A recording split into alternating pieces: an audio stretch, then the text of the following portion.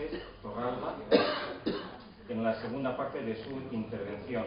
Para los que ayer no hubierais estado, pues abordó dos cuestiones: Dios, silencio, contemplación. Hoy el tercer aspecto, la tercera vía, que es la del sufrimiento. Francés, tienes la palabra. Muy bien, pues muy buenas tardes y gracias en primer lugar a las personas que ayer ya estuvieron y hoy además quieren continuar ahondando en el tema que sugerí ayer, que ciertamente traté, como ahora se decía, dos cuestiones. Por un lado traté de ahondar en lo que es propiamente la contemplación, una vía o un itinerario hacia Dios, y lo contrapuse a la vida activa y a la capacidad productiva del ser humano. Luego traté de la experiencia silente, de lo que representa el silencio en la vida humana, como juego de lenguaje, como experiencia, como ámbito de encuentro personal con Dios. Sin embargo, hoy quiero tratar ya más monográficamente, focalizando toda la atención, en una de las experiencias más universalmente humanas, ¿no? La verdad es que, como dice Schopenhauer, el sufrimiento tiene el don de la ubicuidad. Hay experiencias que quizá hay seres humanos que no han vivido, y sin embargo el sufrimiento, poco o mucho, con más o con menos intensidad, con más o con menos gravedad, es una experiencia que todo ser humano a lo largo de su periplo vital ha vivido, o ha sufrido, o ha padecido. Por lo tanto, lo que voy a tratar es de, en primer lugar, describir en qué consiste esta experiencia. Luego intentaré identificar qué formas de sufrimiento hay en la vida humana. La verdad es que el ser humano, del mismo modo que puede gozar de distintos modos, también puede sufrir de distintos modos. El sufrimiento, como el ser, como el amor, se dice de muchas distintas maneras. Luego intentaré explorar las distintas formas de reaccionar frente al sufrimiento, ajeno y el propio. ¿Qué hacemos cuando alguien sufre? ¿Qué tipo de actitudes se dan frente al sufrimiento ajeno? La verdad que voy a tratar de ilustrarlo con algunos pasajes del Nuevo Testamento. ¿Qué pasa cuando alguien sufre? ¿Qué tipo de conductas hay? Y además también haré algún juicio de valor. Yo, como no soy relativista, no creo que toda la reacción frente al sufrimiento sea igualmente legítima. Es distinto el que practica la indiferencia frente al sufrimiento ajeno, pasa de largo, que el que para, se detiene, ayuda o simplemente trata de salvar al otro de su sufrimiento. Es una actitud que merece una valoración moral distinta, cualitativamente distinta que la primera. Y finalmente trataré de mostrar cómo el sufrimiento puede ser una experiencia de apertura a Dios. El sufrimiento es muy paradójico. Como decía ayer, puede ser una experiencia de apertura, pero también puede ser una experiencia de cerrazón, de hermetismo. Y hay personajes literarios donde el sufrimiento se convierte en una forma de acusación a Dios, de confrontación a Dios, casi de rebeldía frente a Dios. ¿Por qué me tiene que pasar eso? Y sin embargo, en algunos otros personajes el sufrimiento acaba siendo un tipo de experiencia que conduce a la apertura a Dios y al reconocimiento de la fragilidad humana.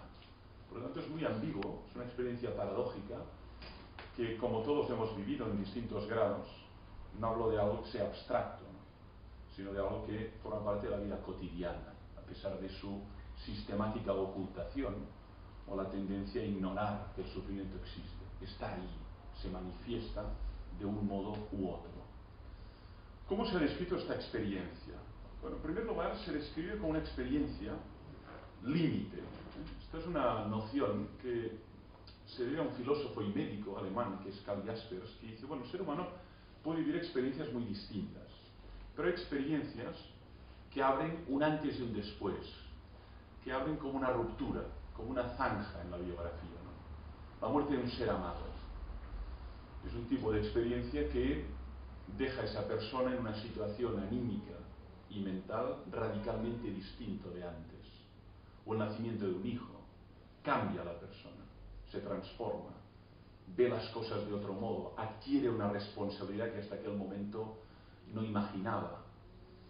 Él considera que el sufrimiento, especialmente cuando es intenso, es una de esas experiencias límite, un tipo de experiencia que nos hace ver cuáles son los límites de nuestra condición. Es decir, que de algún modo le permite al ser humano medirse consigo mismo. Se da cuenta que no es Dios, se da cuenta que es frágil, polvo del polvo, una especie de realidad muy vulnerable, muy indigente, que una mínima descomposición, una mínima desproporción, un cierto desequilibrio en su estructura orgánica genera un tipo de sufrimiento que altera completamente su ser. Por lo tanto, es un tipo de experiencia límite que, como tal, algunos comparan a lo que es la experiencia pues, del enfermar, la experiencia de la lucha, la experiencia de la muerte de un ser humano. Y esta es la experiencia de estar ahí. Y este filósofo dice, hasta que un ser humano no se enfrenta a estas experiencias límite, no sabe exactamente quién es. Hasta que uno no ha sufrido, hasta que uno no se ha enfrentado a la muerte de un ser humano, hasta que uno no ha vivido un fracaso, no sabe exactamente cuáles son sus límites. Se puede llegar a creer que es Dios. Y sin embargo, cuando tiene que confrontarse con estas experiencias, se da cuenta de los límites, de la necesidad que tiene de alguien superior para poder simplemente manejarse en la vida. Entonces, es un tipo de experiencia límite, un tipo de experiencia que todo ser humano tiene, y sin embargo no todos reaccionamos del mismo modo. Esto lo observamos ya en un patio de colegio, cuando un niño cae y sufre porque se ha hecho una herida, hay reacciones muy distintas.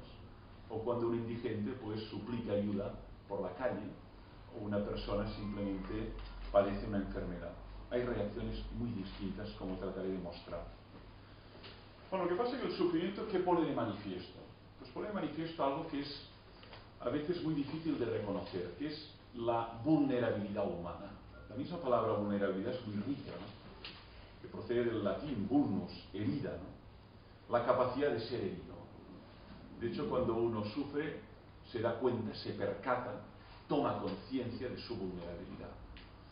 Y eso, desde todos los puntos de vista, es un mecanismo de crecimiento. Me doy cuenta que soy vulnerable. De hecho, es fundamental eso en la relación intergeneracional. El niño todavía no sabe que es vulnerable, aunque lo es mucho. Hasta tal punto lo es que su epidermis, su estructura es mucho más delicada, mucho más frágil, ¿no? Y sin embargo, la madre y el padre saben que es vulnerable. Y por eso toman medidas para protegerle, porque él todavía no ha tomado conciencia de su vulnerabilidad. Ponte el jersey, come adecuadamente, no vayas a esta velocidad. Un conjunto de mensajes cuyo fin es preservar esa vulnerabilidad. Por lo tanto, lo que enseña el sufrimiento es algo tan evidente que es la condición vulnerable. Soy vulnerable, es decir, puedo ser herido por algo ajeno, por algo que forma parte de mi alimentación, por el tipo de relación que tengo con los otros, puedo ser herido. El sufrimiento, por lo tanto, siempre es una expresión de esa vulnerabilidad. Es una manifestación muy empática, muy directa. Anda, soy vulnerable y me doy cuenta ahora.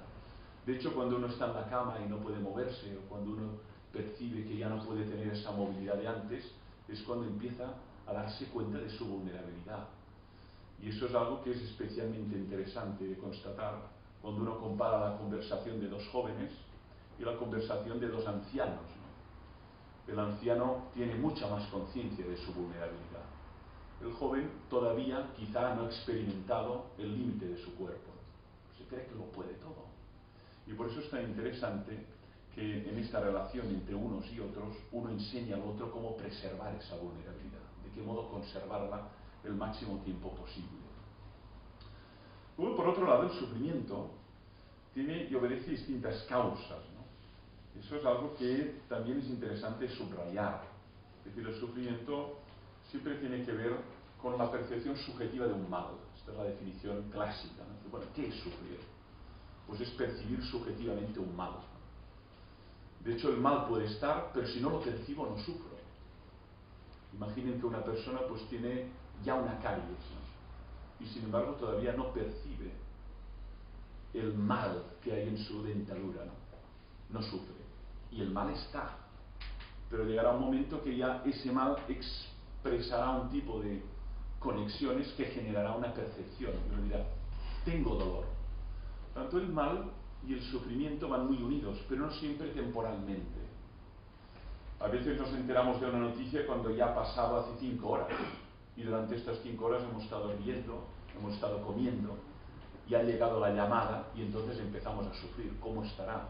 Pero si hace 5 horas ya que cayó de un árbol, pero te has enterado ahora, es ahora que empiezas a sufrir. Tanto el sufrimiento es la percepción subjetiva del mal. Lo que significa que, por un lado, es percepción. La condición de posibilidad de sufrir es tener sensibilidad. La piedra no sufre. De hecho, Rubén Darío tiene una poesía que en algún momento expresa el deseo de ser piedra, porque al menos no sufro, dice. No sufro mal de amor, en el caso de Rubén Darío, ¿no? La piedra no sufre porque no tiene sensibilidad. A más sensibilidad, más capacidad de sufrir. En todos los planos. También de gozar. Una piedra tampoco goza de una composición de Bach o de Mozart, ¿no? Y sin embargo nosotros sí que podemos gozar, ¿no? Y elevarnos, ¿no? Lo que significa que el que aumenta capacidad para el sufrimiento también aumenta capacidad para el gozo, ¿no? Pero siempre tiene que ver con la sensibilidad. Lo que significa que un ser que no pudiera percibir nada no experimentaría sufrimiento. Lo que resulta difícil es ponerse en la experiencia subjetiva del otro. Cuando el otro dice estoy sufriendo, como es una percepción subjetiva, uno se queda siempre perplejo. ¿Qué tipo de grado tendrá este sufrimiento? Pensemos en un sufrimiento como la nostalgia, ¿no? Que es un tipo de sufrimiento que no es físico, ¿no? O la culpa, ¿no? Es que me siento culpable, estoy sufriendo. Claro, el otro, ¿cómo puede evaluar, medir el grado de este sufrimiento? Es una percepción subjetiva, algo que percibo yo, que puedo narrar, puedo expresar, puedo manifestar con mi rostro, incluso con mi grito, pero en cualquier caso es subjetivo, es algo que me pasa a mí, o que te pasa a ti. Y eso vale para el dolor de muelas, pero también vale para la nostalgia, la culpa, el remordimiento, o el desamor, o la melancolía. Este señor experimenta un sufrimiento muy intenso, pero no sabemos cómo de intenso es, quienes estamos a su alrededor. Claro, cuanta más capacidad de lenguaje tenga esa persona, más podrá expresar lo que le está ocurriendo en sus adentros. Stein siempre distingue el afuera y el adentro de la persona, ¿no? La exterioridad y la interioridad. Dice, la exterioridad es lo que capto del otro a través de la mirada, ¿no? Y veo un rostro, unas manos, una mirada, veo incluso un olor, capto una serie de elementos. Bueno, eso es la exterioridad de la persona, pero luego está la interioridad. ¿Qué siente, qué percibe, qué sufre? Eso si no me lo cuenta, si no me lo narra, ¿cómo voy a enterarme de ello? Y aunque lo narre muy bien, seré capaz de empatizar con ese sufrimiento. Claro, eso lo observamos en tanta poesía, en tanta literatura, en tantos diarios autobiográficos, ¿no? Por ejemplo, los diarios de Kafka, ¿no? O sea, Kafka sufría mucha migraña, ¿no? Cuando uno lee los diarios de Kafka, cuando va explicando, pues hoy estoy en Praga, no he podido trabajar, ni siquiera he podido escribir una línea porque tenía verdaderos ataques de migraña, ¿no? Bueno, el que no ha padecido la migraña queda simplemente a las puertas. ¿Qué debe ser eso? Y el dolor de parto, cuando la mujer expresa lo que es el dolor de parto, pues el hombre no tiene experiencia subjetiva de ello. Y aunque puede intentar imaginar de qué se trata, simplemente se queda en la puerta de eso, porque es una experiencia subjetiva el sufrimiento. Ortega Gasset diría que es una perspectiva intrapersonal. Puedo hablar de lo que me ocurre, intentar explicárselo a un médico, a un enfermero, me está ocurriendo esto, y a partir de ahí tendrá capacidad para poder evaluar qué tipo de dolores experimenta y qué tipo de terapia o de intervención debe hacerse para paliar. Pero igual hay teatralidad, igual hay exageración, hipérbole en ese tipo de narración. Igual otro que está callado, mucho más resignado, está padeciendo mucho más y sin embargo su expresión exterior es casi muy discreta, que uno no percibe que haya alguien allí que está sufriendo. Por lo tanto, es una experiencia subjetiva. ¿De qué? Del mal. Y esta es la cuestión. Sufrir es la percepción subjetiva de un mal. Bueno, de un mal. ¿Y eso qué es? Un tipo de desorden. de descompensación. Claro, el mal, tal como lo definen los griegos, va unido al caos, al desorden, a la fractura de un orden. Uno sufre cuando siente el mal dentro de sí, un desorden. Y desde un desorden somático, hay un desorden en ese aparato digestivo, hay un desorden en ese aparato o sistema nervioso, que acabo percibiendo y me genera dolor, o simplemente un desorden social, un desorden en la familia, me genera sufrimiento ver el tipo de vida, el tipo de sociedad, el tipo de cacofonía que hay en este entorno. Para una persona, por ejemplo, muy sensible musicalmente, le pasa eso. Los que no estamos educados musicalmente podemos estar en un concierto y decir, nos ha gustado mucho, ha sido fantástico. Y sin embargo, el que ha sido muy educado en el oído musical va a detectar si ese violín, si ese cello, si esa guitarra no ha hecho exactamente lo que tenía que hacer. Y dirá, no, no, ha sido terrible, he tenido que marchar, no lo he podido soportar. Todo chirriaba, porque he exagerado. Ha habido más sensibilidad musical para captar ese desorden, ese caos. Y eso también le ocurre a alguien que tiene un gran sentido del orden estético, o del orden arquitectónico, o del orden textual. Dices que esto es un galimatías. Me genera un verdadero sufrimiento leer este texto. Es que no hay nada que esté en orden, ni una subordinada, ni una coordinada, ni una proposición. Es un verdadero caos, ¿no? El que en cambio no está familiarizado con la lectura, pues simplemente tiene mucha más elasticidad y un estómago más ancho para tragarse cualquier anomalía. Pero tiene que ver con la percepción subjetiva de un mal. Y un mal es un caos, ¿no? Es un caos, es un desorden. Eso sería una definición. Lo que pasa es que con esto todavía no hemos ido a los tipos, ¿no? Y es donde voy a ir ahora. Bueno, la experiencia del sufrimiento se dice de tantas maneras. La cuestión es cómo organizarla, ¿no? Cómo ordenar todo eso. Incluso en la lengua castellana y en otras lenguas, pues tenemos distintas palabras, ¿no? Tenemos dolor, tenemos sufrimiento, incluso tenemos padecimiento. Hay una variedad de palabras que no identifican exactamente la misma experiencia. Hay un primer tipo, que es lo que decimos el dolor, propiamente el sufrimiento físico, que propiamente